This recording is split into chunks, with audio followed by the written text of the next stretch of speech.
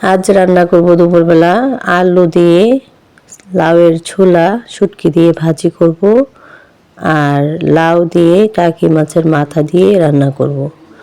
আর টাকি মাছের মাথা দিয়ে লাউ রান্না করলে মজা হয়, আর শুটকি দিয়ে লাউয়ের ছোলা ভাজি করলেও অনেক মজা হয়। তো আসসালামু আলাইকুম, সবাই কেমন আছেন? আশা করি ভালো আছেন। আমিও আলহামদুলিল্লাহ ভালো আছি। তো এখানে মোমেনাস কিচেন অ্যান্ড ব্লগে আপনাদের সবাইকে স্বাগতম। তো চলুন চলে যাই মূল রেসিপিতে। প্রথমে আমি লাউ ছিলে নিয়েছি, তারপর এখন আমি পিস পিস করে কেটে নেব। আর যেহেতু লাউটা একটু মনে হয় যে শক্ত, তাই লাউটা আমি একদম পাতলা পাতলা করে কেটে নেব যেন তাড়াতাড়ি সিদ্ধ হয়ে যায়। আর অনেক লাউ দেখবেন যে একদম চুলায় দিতে মিলিয়ে যায়, অনেক লাউ একদম কচি হলেও চুলায় দিলেও ভালোভাবে মিশে না। তো জানি না এই লাউটা কেমন হবে, তারপরও রান্না করতে চলে এলাম।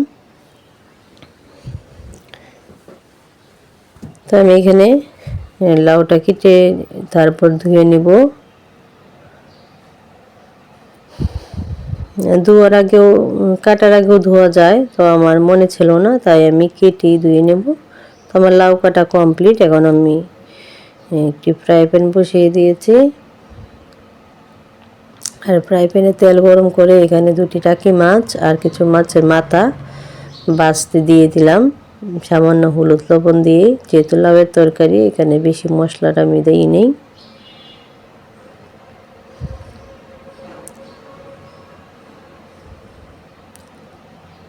আর আমার বাসাটা একদম রাস্তার পাশেই, যে জন্য গাড়ির এত শব্দ হয়, যে কোনো কিছুরই অনেক শব্দ হয়, ভয়েস দিতে ভালো হয় না।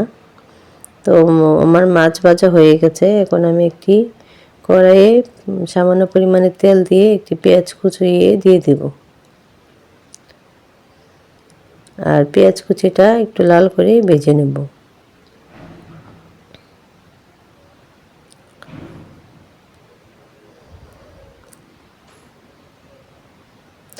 তো পেঁয়াজ কুচিটা লাল হয়ে আসলে আমি পেঁয়াজ কুচিটা উঠিয়ে নিলাম, আর এখানে আদা রসুনের পেস্ট দিয়ে দিলাম, আর তারপর জিরার গুঁড়া দিয়ে দিলাম।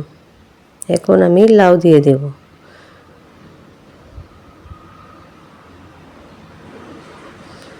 লাউটা ভালোভাবে নেড়ে ছেড়ে মিশিয়ে নেব। দেখেন রাস্তা দিয়ে গাড়ি যাইতেছে, মনে হয় যে আমি রাস্তায় বসে আছি, এত শব্দই বাসায়। তো আমি 5 মিনিটের জন্য ঢেকে রান্না করব। দেখেন লাউটা এখন লাউয়ে অনেক পানি উঠে গেছে, আর লাউটা তেমন বেশি সিদ্ধ হচ্ছে না। কিছু লাউ আছে যে একদম মিলিয়ে যায়, মোমের মতো গলে যায়, আর কিছু লাউ আছে দেখবেন সিদ্ধ হয় কিন্তু মোমের মতো গলে না।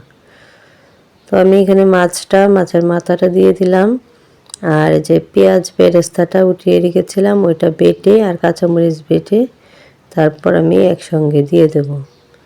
আর এর ফাঁকে আমি পরিমাণ মতো লবণও দিয়েছি, যেটা স্লিপ হয়ে গেছে।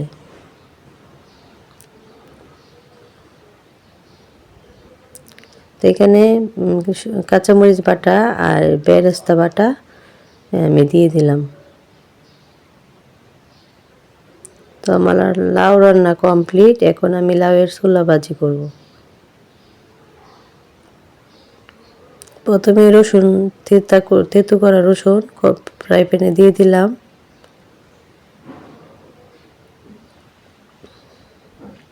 যেহেতু আমি শুটকি দিয়ে ভাজি করব, তাই শুধু রসুনটাই ব্যবহার করেছি।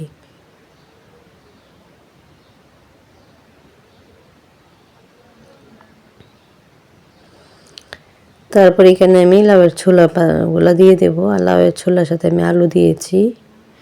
পরিমাণ মতো লবণ, 1 চা চামচ মরিচ গুঁড়া, 1 চা চামচ হলুদ গুঁড়া, আর শুটকিগুলো গরম পানি দিয়ে আগে থেকে ধোয়া ছিল, আর সামান্য হলুদ গুঁড়া দিয়ে আমি দিয়ে দিলাম, আর এই শুটকিগুলো ভালোভাবে ধুয়ে দিয়ে দিলাম। এখন ঢেকে 5 মিনিট রান্না করব। তো 5 মিনিট পর আমি এগুলো ভালোভাবে নেড়ে ছেড়ে মিশিয়ে দেব, যেন মশলা আর এই ছোলাগুলো একসাথে সুন্দরভাবে মিশে যায়।